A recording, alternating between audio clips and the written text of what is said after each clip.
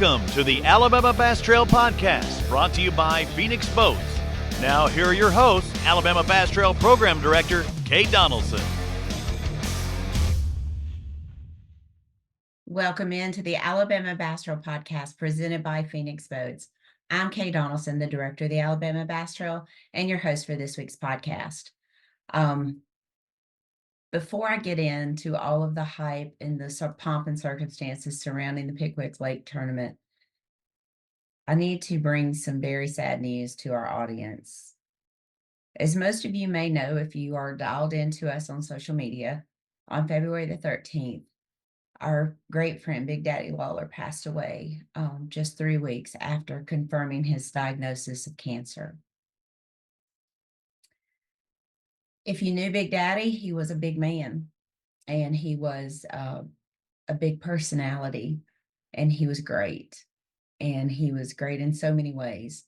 I met him through a Facebook post back in May of 2012, just 2 months after we announced the Alabama Bass Trail. Not the Alabama Bass Trail Tournament Series, but the Alabama Bass Trail, which was strictly started as a tourism promotion for the state of Alabama.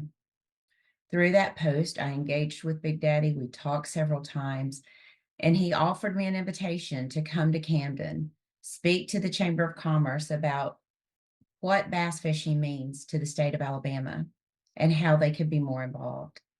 And I did that. I took him up on his offer, and I went down and I met with the chamber and I gave a presentation. And then I spent the better part of the day riding in the truck with Big Daddy and a young lady named Laura Agee.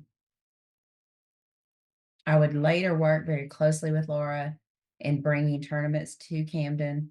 But I remember riding around with him that day and the pride that Big Daddy took in his area.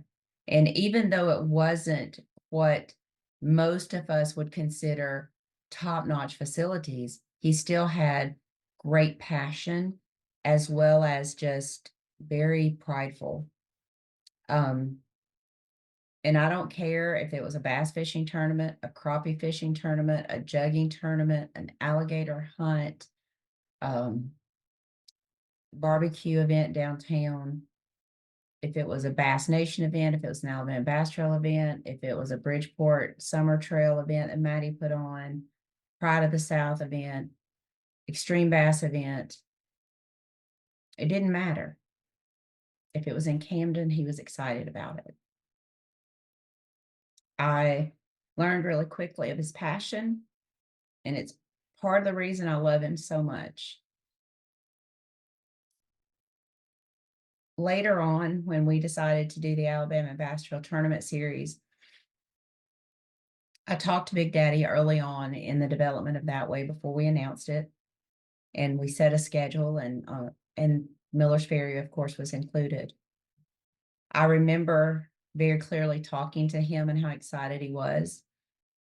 And on September 30th, 2013, when we met at the Capitol and stood on the stage with Governor Bentley, and we announced that Camden would be one of the hosts of the Alabama Bass Trail Tournament Series, I remember the pride that he had, and I remember him being in tears when he saw Miller's Ferry listed on that tournament trail on the back of that trailer.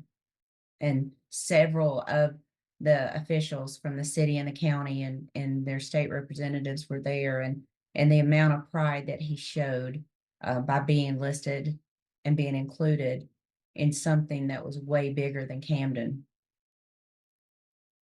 I remember Mr. Jimmy Brock, and Jimmy and Fran Cook, and several of the others that traveled. Hunter Hines, I believe, was there, and just the amount of pride that those individuals took, but none more than Big Daddy. I remember when he took me to Roland Cooper State Park and he showed me some of the disrepair that the state park had gone through. And when I say that, I'm not throwing shade at the state park organization. They were struggling at the time. A lot of times the state general fund, when it wasn't balanced, they would go into the state parks fund and be able to balance the budget by using some of the revenue derived from the state parks. We went on to get a bill passed that would stop the legislature from being able to go to the state parks and other agencies to balance their budget. So they now get to keep all of the revenue that they make which has allowed them to do several upgrades. So I'm not throwing shade on the state park system. So please understand that was not at all what I'm doing. But I remember traveling to Bridgeport City Landing. I remember traveling to the state park and hearing the passion in Big Daddy's voice as to what this could be if people just understood how important bass fishing and the outdoors were to the community. And when I went to the state park and I saw what would look like about a 6-foot wooden dock that literally, when you stood on it, shook like this. And there were a lot of debris around the ramp, and the debris and some of the ramp was broken off, and it was literally so steep that when you backed one truck down, if it was at nighttime, you wouldn't even been able to see the lights. It was so steep. The parking lot needed some work, and but we still agreed that we would go there and we would make it happen. And Pete Tunner, who was working with us at the time, did a phenomenal job in parking those trucks and everything there and getting people in and out of the water. But I remember calling Greg Line that day and talking to him about the disrepair there and how much they needed some help. And that was in 2013 or 2012. And then I remember the phone call I got in January 2015 to let me know that he would be making the necessary repairs to Roland Cooper State Park if I would continue to bring my tournament there. So in 2015, we scheduled to go to Miller's Ferry in April 25th of 2015. And I got the phone call in January 2015. And I remember getting to Camden on Wednesday, and Big Daddy had been sending me photos and posting things to social media, and I just couldn't wait to get there. And when I pulled up on Wednesday, there was this big, beautiful 8-foot wide, 30-foot long dock laying there. It had been unloaded off of the back of an 18-wheeler. And there were some gentlemen sitting there under the shade tree. And I asked Big Daddy, I said, what's going on? And he said, we're just waiting on the company from Selma to come and drive the pylons, and they're going to put this beautiful dock in. And I was told it would be done by that Friday, and it was. And I remember going up there on Friday and seeing it, and Big Daddy and I standing there literally in tears, crying like babies, at what this meant to the city of Camden and to Roland Cooper State Park and to Wilcox County. And it reminded me a lot of Disney. And if you build it, they will come. And because of the improvements that they've made to Roland Cooper State Park, now with the T-Pier and the improvements they've made to Bridgeport Landing, Camden is one of the premier fishing destinations for the state of Alabama. And it took someone with a passion to reach out to someone else who has a passion, to reach out to someone who has the means to do.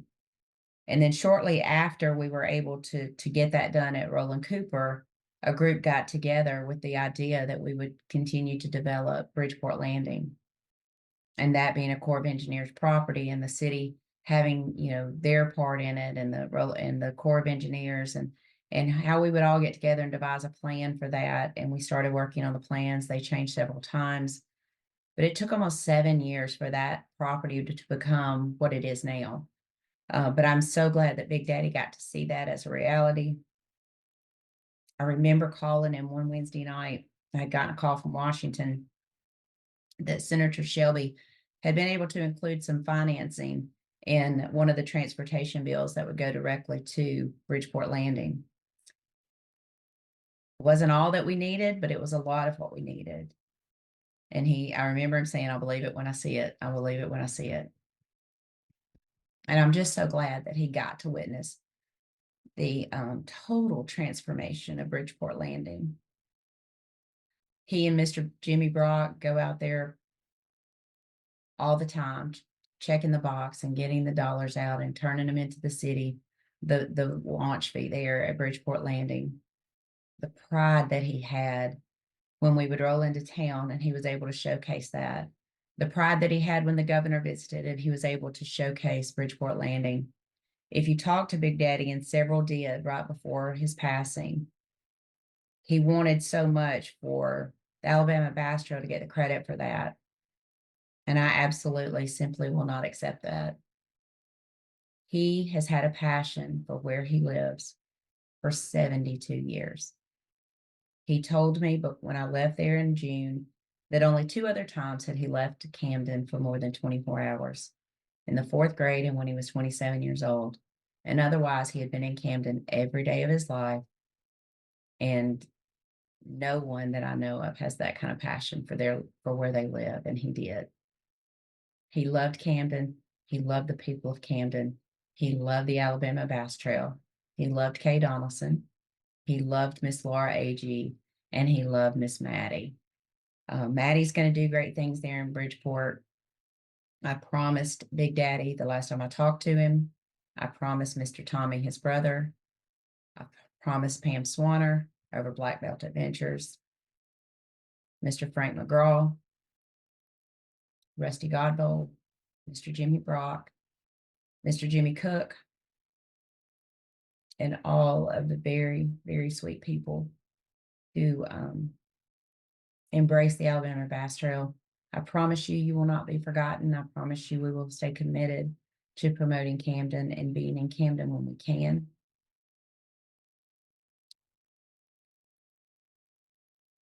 I can't explain why I always felt like I was a child going home when I went to Camden, but I always have felt that way, and I always will feel that way.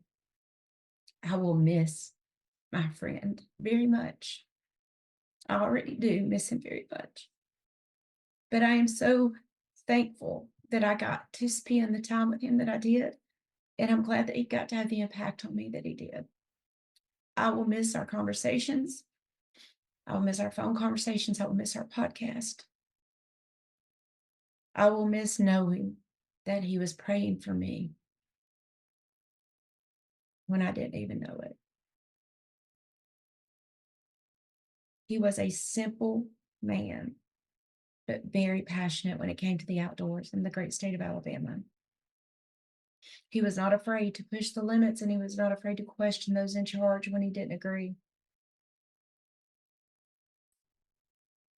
He was a mountain of a man, and I'm so thankful that I got to know him.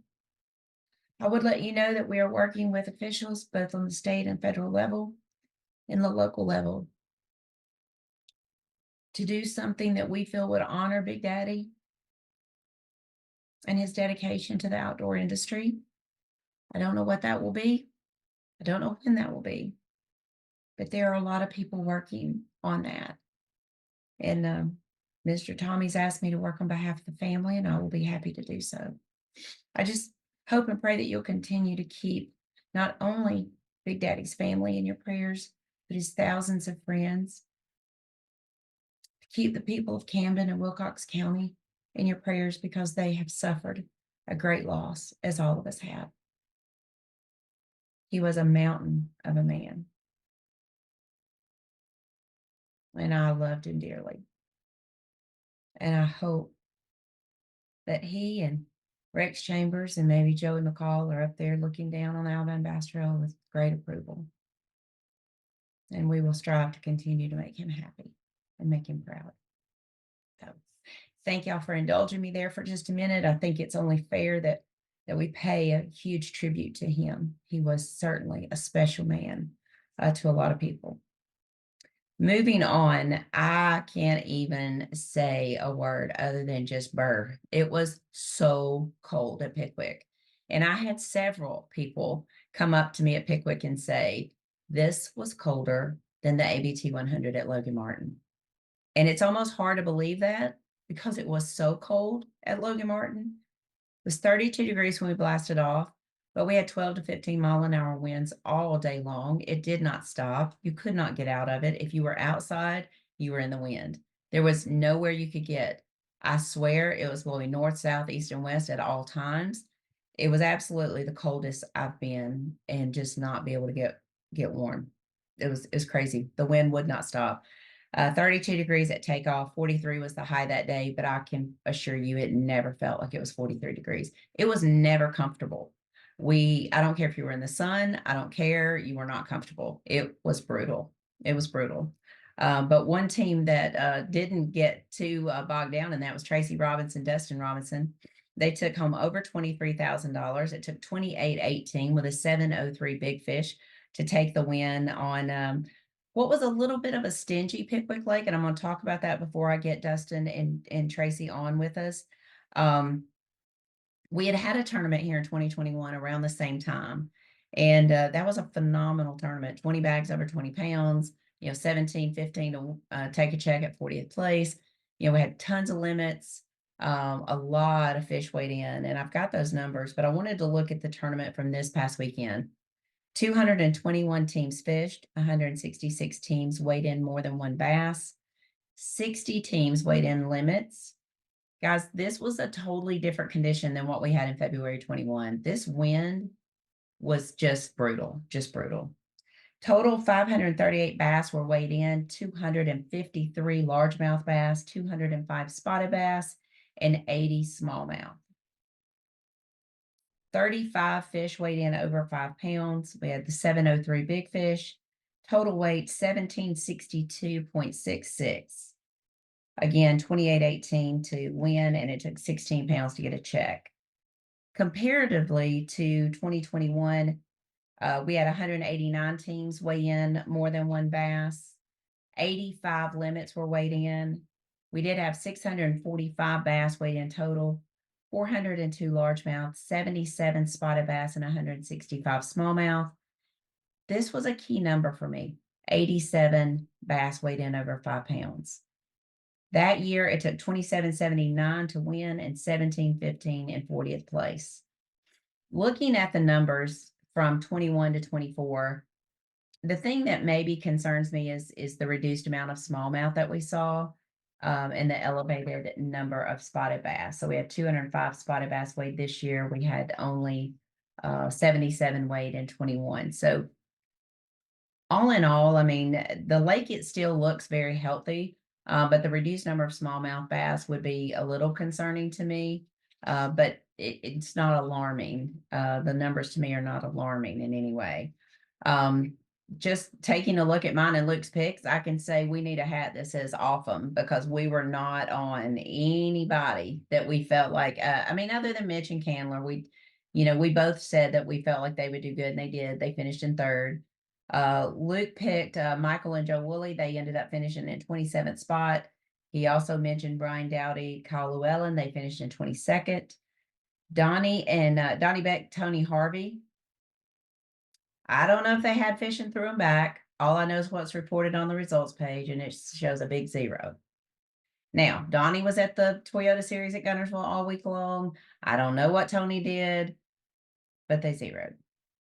Lance Whitaker, Jeremy Briscoe, they finished in 89th place. That was another Luke Duncan pick.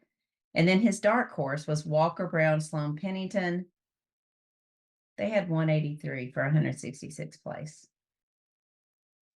Now, looking at some of my picks, I had Lance and Cole Walker. They finished in 13th. Nolan Spencer, Jonathan Reese. Don't know if they threw him back, but I show them tied in 167th place for 0. Tony Keefe and Brian Gregory, they finished in 54th. My dark horse, Brent Crow, Jimmy Mason, 106th place. So we didn't do very good on our picks at all, actually. So we'll try better when we get down to Lake Martin, but it was a tough Pickwick. I mean, even when you talk to guys that caught them and that were up in the top 10, they didn't catch a lot of bass. They were catching 6, 8 bites a day. I mean, it really wasn't your 20, 30 fish a day. And conditions from Friday, which it was 65, 70 degrees on Friday, to high 43. And like I said, guys, 12 to 15 mile an hour winds, it did not feel like it was 43 degrees. One of the colder days, very reminiscent of the 2018 March tournament that we had there on Pickwick. Very cold day, but when the fish started coming across the scale, it heated up. I mean, the guys that caught them freaking caught them. And it was a good day. It was a good tournament. Tracy and Dustin Robinson will tell you it was a really good tournament. They've got an interesting story about something else they caught out on Pickwick, and we're going to talk to them in just a minute. But we're going to take a break right now, and when we do come back, we will come back with your 2024 Pickwick Lake champions, Tracy Robinson and Dustin Robinson. So we'll be right back in just a moment. You're listening to the Alabama Bass Trail Podcast presented by Phoenix Boats.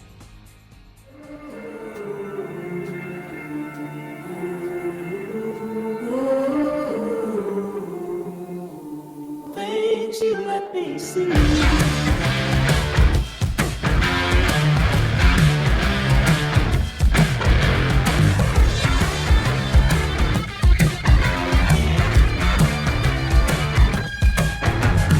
Things you let me see. Welcome back to the Alabama Bass Trail Podcast presented by Phoenix Boats. And as promised, your winners from the 2024 kickoff of the North Division, Pickwick Lake, Tracy Robinson and Dustin Robinson. Welcome to the podcast, guys. Thank you, Kay. Glad to be here. Good weekend. Good weekend. Good tournament. Good. You guys had a really cool day. I mean, I'm not going to talk about what else you caught, but I want to talk not right now. We're going to get into that in just a little bit. 28-18 of Pickwick largemouth, no smallmouth in your bag, and you had a 703. What a day. It was a great day, and it was kind of disappointing practice too. We didn't catch so much in practice. So Wednesday all day long, 10 hours trying to make things happen the way I wanted to catch them. I fished for 10 hours and never caught a keeper fish, fishing the traditional stuff that I've always fished. I've always fished from the Trace Bridge back to the upper dam, and I just could not make it happen there at all. And Thursday, rolled into Thursday, and I kind of went a little bit down the lake, but not always other than the lake. And I did catch two fish there first thing Thursday morning, 15 inchers, and wasn't excited because they were just barely keepers, but it was at least two bites. So I thought my day was going to get better. So I thought maybe the fish were biting. It turned on, thought a million things. And anyway, fish, nothing. Deep, shallow. And end of the day, I thought, shoot, I'm just going to run all the way back up there to the upper end where I always like to fish and give it another 4 hours. Went up there and nothing again. So end of the day, Thursday, I told Dustin, I said, we're in a bind, and Dustin was practicing, and he did catch one decent smallmouth, or at least had it on up at the dam. So we had just a little bit going on up there from Dustin's practice, but at least we knew there was a fish there. But Friday morning, I talked to Dustin, and we kind of talked about strategy on practice. And I said, the only thing I've got going on is those two bites I got down there on the lower end. So I went back to those fish on Friday morning, and caught one pretty quick right there, right on the exact spot where those were, but it still wasn't big. But I just started branching out in both directions. And about 1 o'clock in the day, I was going downriver from that spot. I was a couple 300 yards from it, got my first bite there, and it was a pretty good fish, and got me a little bit motivated. I moved on down maybe 50, 60 more yards, made a couple of casts, caught another one. Same scenario there, moved again a little further down, but 10 casts, I caught 4 fish, one on being over 5 pounds. So I knew I'd found something pretty special, and it wasn't in a really pretty place. There was no pretty contours, no ditches, no creeks, no nothing, just a nice flat with some submerged grass that had some shells mixed in it. Didn't really think that it was going to be a 30-pound type fishing hole, but we rolled in there that morning, and as soon as we got there, 6-pounder, a little over 6 right out of the gate. And then Dustin caught one, I caught another one. In about 45 minutes, we had 18 or so pounds, so we were ecstatic after the terrible practice and really not knowing what we had found there. But we started dissecting it, and we were able to keep culling up. Dustin caught another one. I caught about lunchtime. Dustin caught the big fish, 703, and then a little hour or so later, I caught a 6, and kind of got us up in that 28, 29-pound range. And we knew we were in pretty good shape there, but being Pickwick, you just never know on that lake. So that was kind of a high level of the practice in the day there. Good. Justin, you started fishing with your dad, what, 2 years ago, 2022?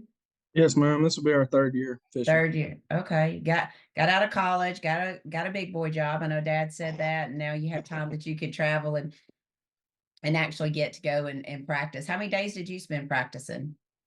I went up after work on Thursday and just spent Friday practice. Okay. All right. What's a practice day look like for you, Dustin?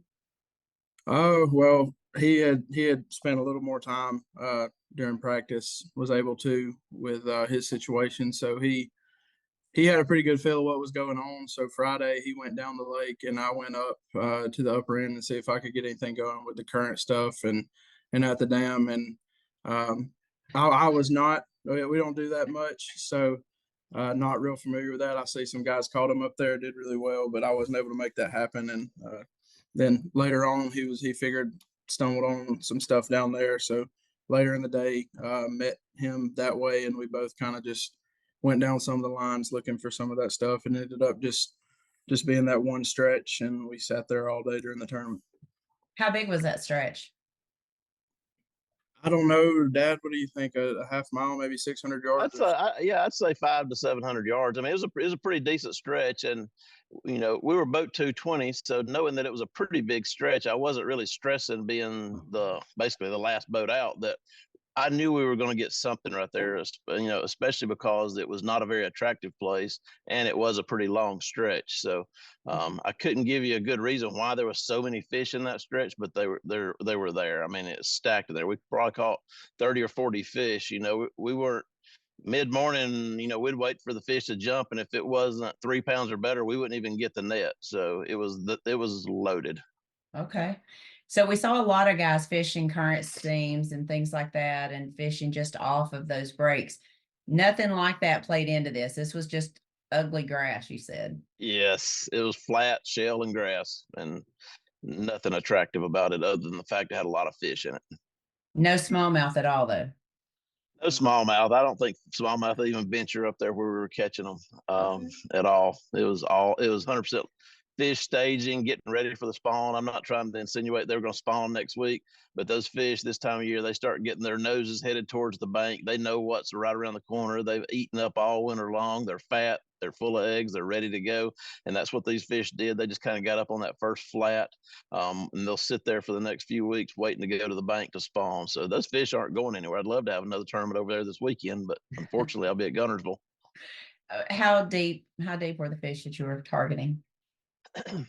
It's funny you say that, because in practice I was sitting in about 7 foot, throwing in 4.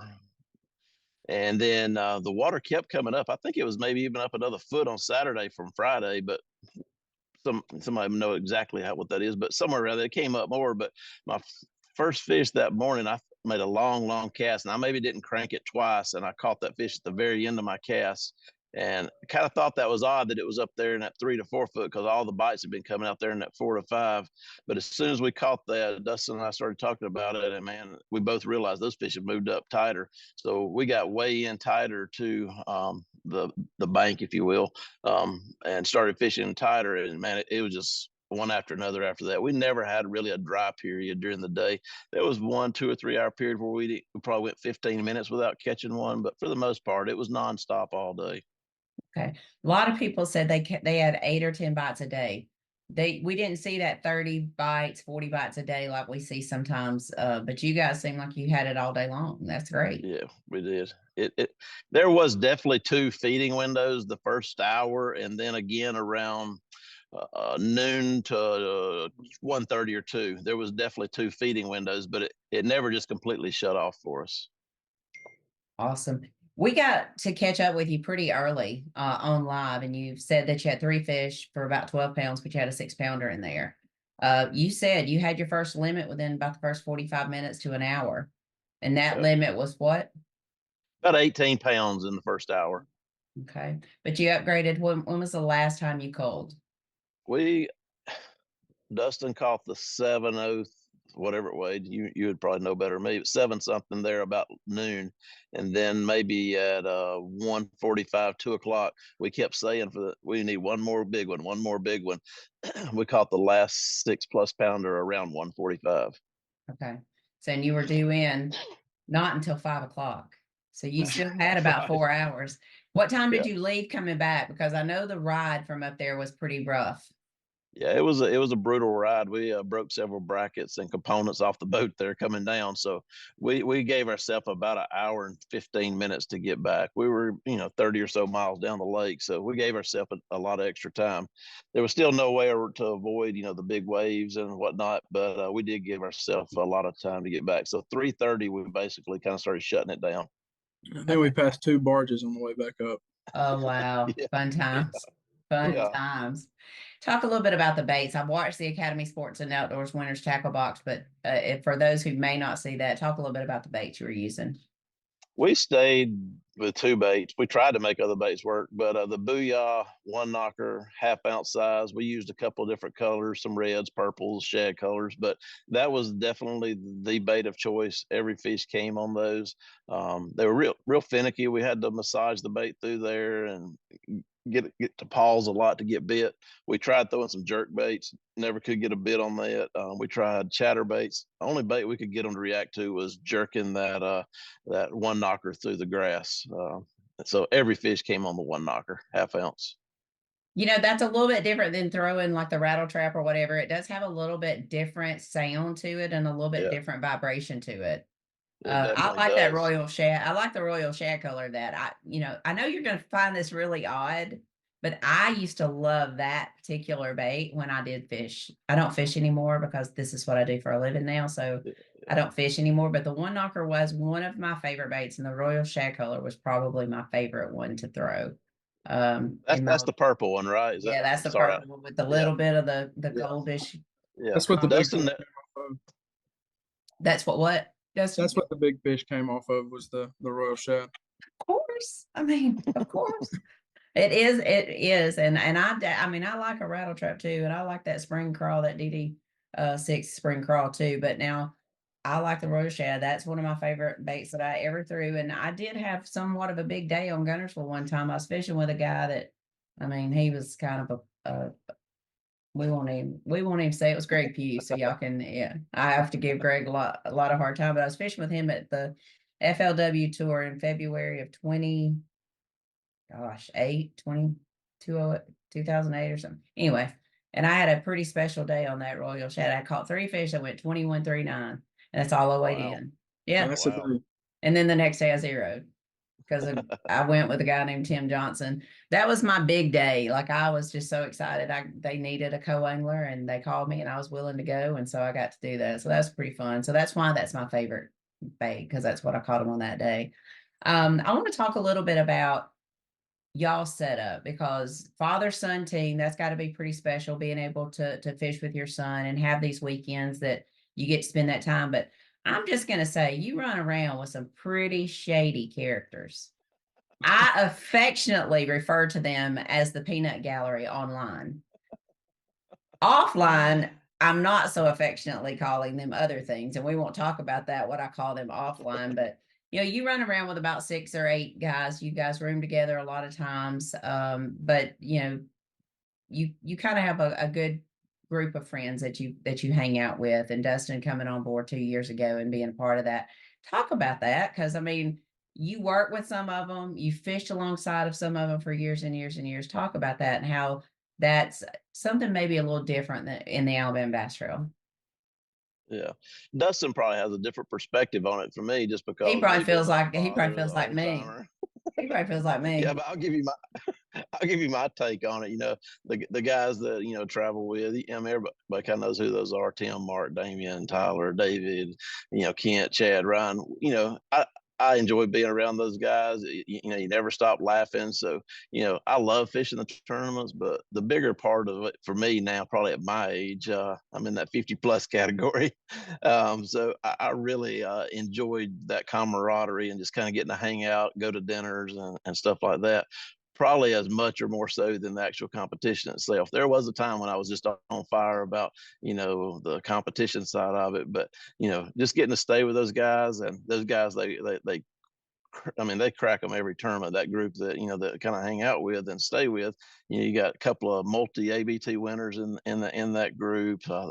They're hammers, but it puts a little bit, for me, one reason I like being with that group, it challenges me a little bit more to do better. I still got that competitive fire, and I want to do as good or better than them. So when I see them catching them or whacking on them, or see them on stage, I want to be that guy. So hanging out with that group, it makes me a better fisherman. It makes me practice harder. It makes me practice longer. It makes me eat good. It makes me sleep good. I try to do everything right, because I don't want to be that guy. I want to be right there with those guys, because they're the best fishermen in our area, that I stay with. So that's kind of my take on it.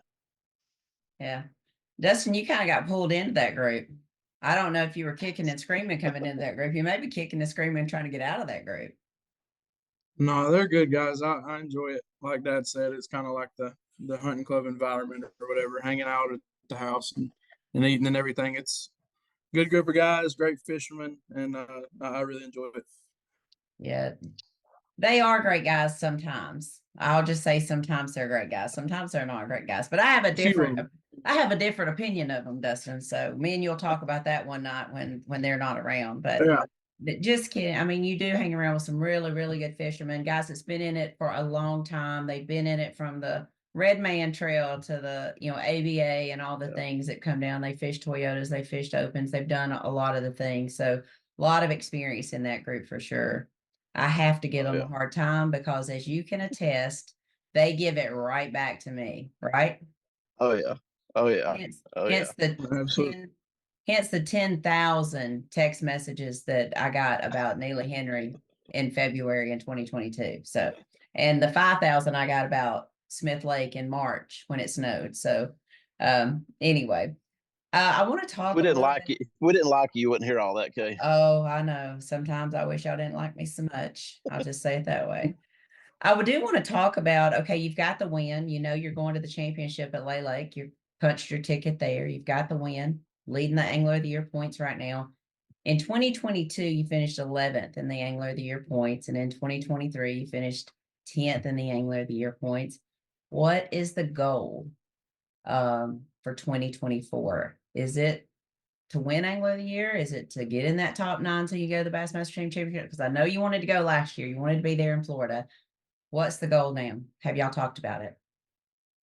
We hadn't talked about it. Dustin, you got any answer to that? I mean, I've got my opinions on for me, but me and him really haven't talked about what our goal is, for the year.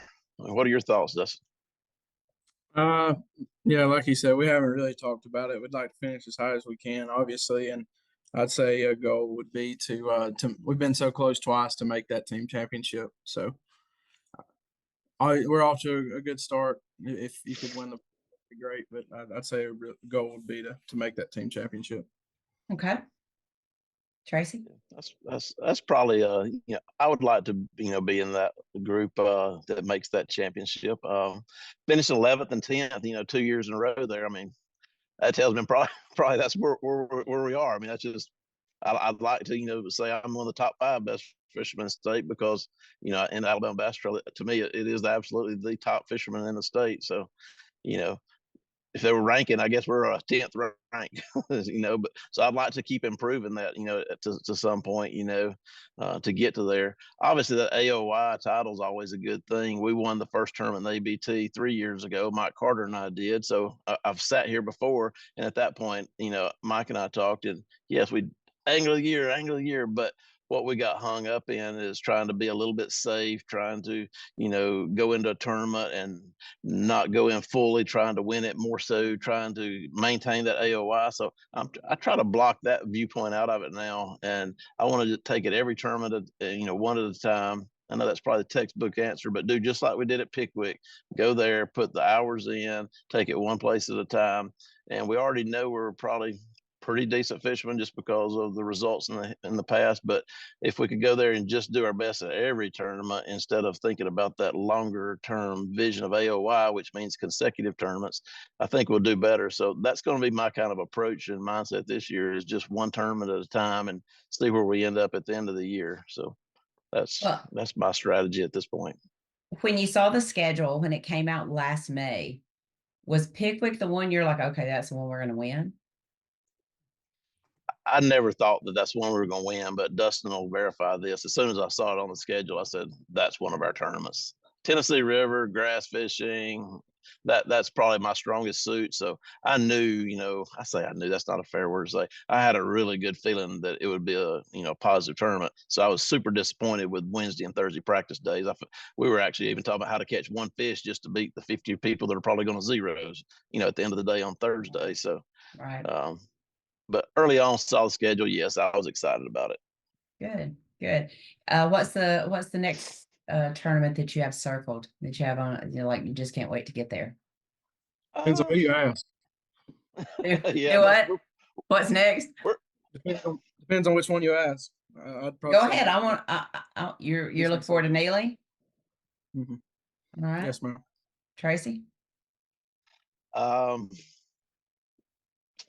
probably June Gunners will probably my next high priority tournament Okay. that I would be excited about. Smith, we've survived over there every year. We've actually got a check 2 out of the past 3 years, but it is not my ideal scenario, the deep upland reservoir type lakes, but we can at least catch enough to survive them usually, knock on wood. But going in March though may be a little different there. Largemouth bite should start happening a little bit more. Every time I've been over there before, with ABT and you guys, it's been February or even late in the year, so I've not got to fish kind of in this prime pre-spawn type atmosphere. So hopefully it'll be different. All right. No whaler? I mean, neither one of you are looking for a whaler? Okay, let's just leave that question out. The Achilles heel. Golly. It's hard to put 225 boats on the 2 fishing holes over there. Y'all. I mean, that's just salty. That is just salty right there. Well, you've We've done got, good. We've done good there, but it's a tough lake when you put the boats out there. It just doesn't have the number of fishing holes. So I never just look extremely excited to that. If I was boat one, I'd be excited, but I'm not going to be boat not one. going to be boat one. Well, let me ask you this. Something that I talked about in the beginning of the podcast was the wind. It was brutal. And I don't know. I did hear somebody say they were able to get out of it. I don't know where they went, but from the time I walked out of that camper at 12 o'clock on Saturday to the time I went home at 7, I didn't get out of the wind. I don't know how. I mean, did that play a factor with y'all? I mean, were you able to kind of get out of the wind or did it help you at all? Okay, when I saw the forecast midweek, probably one of the few good decisions I made, I looked at the north wind 15 to 20, and I only fished banks that were protected from that 15 to 20-mile-an-hour wind, because I've sat out there and I fought it and mad and get mentally beat in that wind. So I only fished banks that were protected. We never even had a ripple on our boat the whole day. We were sitting right up against a bank basically that's facing the north wind. Even one thing that I talked to Dustin about, if something would have happened, wind would have changed, we were actually going to get on the bank, basically 6 inches off the bank, power pole down, and throw out. So we had a pretty good plan for the wind, and it was actually a big bonus for us where we found these fish out of the wind. Oh, it broke me down. I will tell you one thing. I don't like rain either, but wind just it just tears me down. I can't deal with it. That more than the temperature, I think, is worse for me. So, well, all right. Champions early in the year. 2024 Pickwick Lake champions, 28-18 with a 703 big fish, took home with bonuses and all that a little over $23,000. That's got to be a nice little paycheck for, I'm gonna say 3 days of work. I mean, I know you put in some practice time and all that, so 3 days of work. I take that. Oh yeah, every day. Y'all getting up there in some of that online kind of money right there. Yeah. It was almost a little bit more money if it would have been 2 weeks later when this tournament was. Really? Yeah. One of the fish we caught, if it would have caught it 2 weeks later, it would have been a really good day. Yeah. Dustin, you want to talk about that a little bit? I mean, I got to see the picture of it. I know Jimmy Mason's posted about it on social media, but talk about it. When did that come in the day, and talk about what fish you caught? Yeah, so for a day with such good luck, there was a little bad luck in there too. That was around lunch. That was after, that was I believe it was right after we caught the big fish. So we had moved up into that 28-pound range and set the hook, caught the fish, knew it wasn't very big, didn't net it. Got in the bottom of the boat, and as I'm taking the rattle trap out of his mouth, I noticed a tag on his back. And I've caught the green bass cash bass tags before, and the Auburn yellow ones on Neely Henry, but I've never seen a red one. And I just noticed it and pulled it, to the side, and it said Bass Cash 2024, and in all capital letters it had boat. So it was the Phoenix boat tagged fish, but unfortunately that doesn't start for another 2 weeks, so it's just a little bit early. So that kind of plays through your head a little bit, that bittersweet there. But yeah, it was a good day. We were able to take the win home, but it'd have been amazing if that would have been about 2 weeks later. Yeah, you'd have been able to take home a new Phoenix bass boat. That's pretty cool. I mean, it's though the area that you were in, so I guess you could always go back to there Yeah. every couple of weeks and try to catch Yeah. it again. But the odds of being able to catch that bass again is crazy. But that just tells you, for those people that are going to be fishing that bass cash deal, that fish is in the lake and it's back in the lake. You did not Yes. take the tag out Oh, of it. The thing about it no, is, absolutely. if you would have been forced to bring that tag into weigh-in, we would have had to remove the tag. So that tag would Yeah. have been removed from that fish. So that fish went back into the water. It is still fishing, swimming around in Pickwick Lake for somebody, or maybe you, Dustin, to recatch it. But that's cool. I hate that for you, though. I mean, we have a lot of people that catch tag fish. We've even had the transmitters brought in fish, and we have to remove those before we weigh them in. But I hate that for you. But for those people who are looking forward to going and fishing for those fish, it is definitely there for the taking. So, wow. Yeah. Yeah, he was cleanly hooked. He wasn't bleeding or anything. Put back really quick, so he's still out there safe and sound and ready to be caught. Well, maybe you can go back up there and catch him. I hope that for you since you caught him the first time. But guys, Yeah. congratulations. I look forward to seeing you in a month at Smith Lake. And you know, y'all go out and celebrate and have a good dinner. I know Tracy, we, that's one thing we Tracy and I will. really do enjoy is good places to eat, isn't it, Tracy?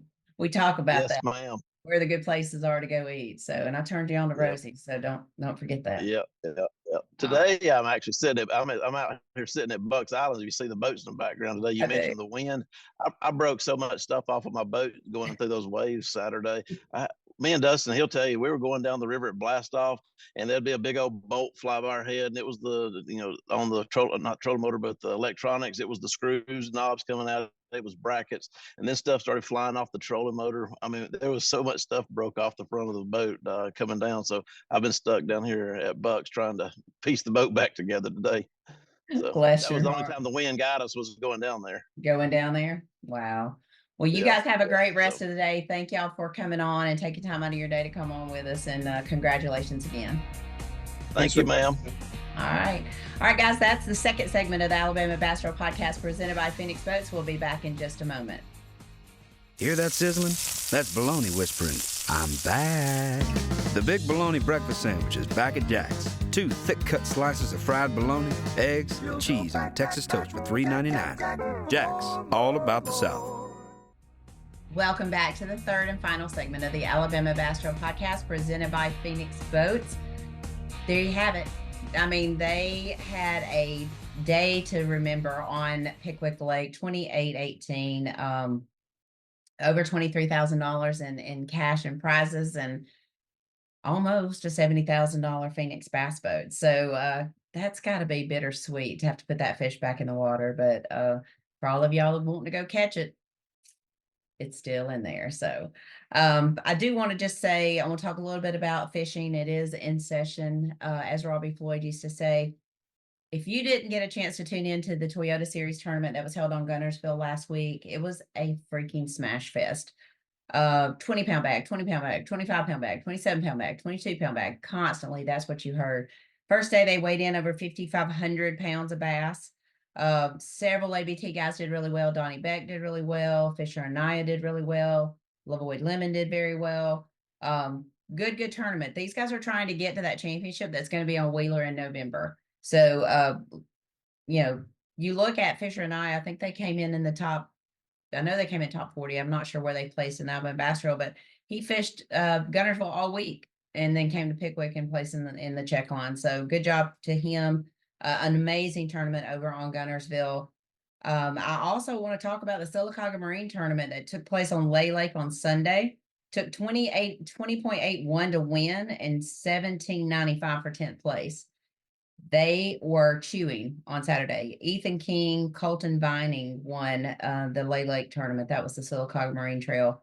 I don't know if that's their first or second tournament. I didn't see that, but 20.81 to win, 17.95 in 10th place. I mean, guys, that's good February weights. I mean, yeah, we've had a 23-pound bag come in there in February, but we also didn't have 40 and 50 degree weather. It was like 65. So different time, but I think that's great for the lake. Really excited about that. Of course, that's going to be our championship lake this year, so we'll keep an eye on it all year of how it's doing. We have a 3-week window before we have another tournament, so a little short break for the team. We need it to really big events, back-to-back events, back-breaking events, mentally challenging events. A lot goes into it behind the scenes, guys. Make sure the ramps don't freeze, make sure everybody gets in the water, make sure everybody gets off the water safely. There's a lot to go into those first 2 tournaments, especially having to deal with a meeting, having to change a meeting site in the middle of the week. Just a lot that goes into those events. So I am thankful to have 3-week break before we get down to Lake Martin, but I'll be headed down there on the 6th of March. So looking forward to getting down there to Lake Martin. Going to be a good tournament. Second stop, the Alabama Bass Trail South Division. And then back to back, as we do, we'll go to Smith Lake. So, and then back to back, we'll be traveling out to Tulsa for the Bassmaster Classic. Excited to be able to do that, to represent Fish Alabama out there and be an exhibitor at the Bassmaster Classic Expo. So looking forward to that. You will see the return of Robbie Floyd on March the 9th at Lake Martin. Luke Duncan has a conflict with the NPFL. He had already scheduled to be at their championship when we booked Luke for this year. So he'll be going and doing that. Robbie will fill in on the water and on the stage as the MC. You'll still have Darian Craig doing the TV. He'll be on the water, as well as Jason Duran. So got a little nugget going into Smith Lake. Jason will be at the NPFL. No, he won't. He will be at the Red Crest when we were at Smith. So we'll have a fill-in person there as well. We'll talk a little bit about that maybe the week before Smith Lake to give you an idea who that's going to be. I know who it's going to be, but we'll talk about that later. Blazer baseball, give you a little update. We finished the weekend 2-1 over the Kennesaw State Owls. Took the series. That's good. They didn't have many of those last year at UAB. So excited to start the year off. Really should have had the first game. We were up going into the 7th inning and just lost it. Bullpen couldn't get it done. So didn't score enough runs, and we lost the first game, came back and won the last 2 to finish the weekend 2-1, take the series from them. The UAB Blazers travel to Auburn on Tuesday. We have a 6 p.m. first pitch in Auburn at Plainsman Park, and I look forward to being able to go down there. Jake finished the weekend with 6 hits, had 3 or 4 walks, had a really good season opener, hitting 545 for the weekend. So looking forward to seeing him play in Plainsman Park on Tuesday. Do want to remind you the 2025 Alabama Bass Trail 100 schedule will be coming out on March the 8th.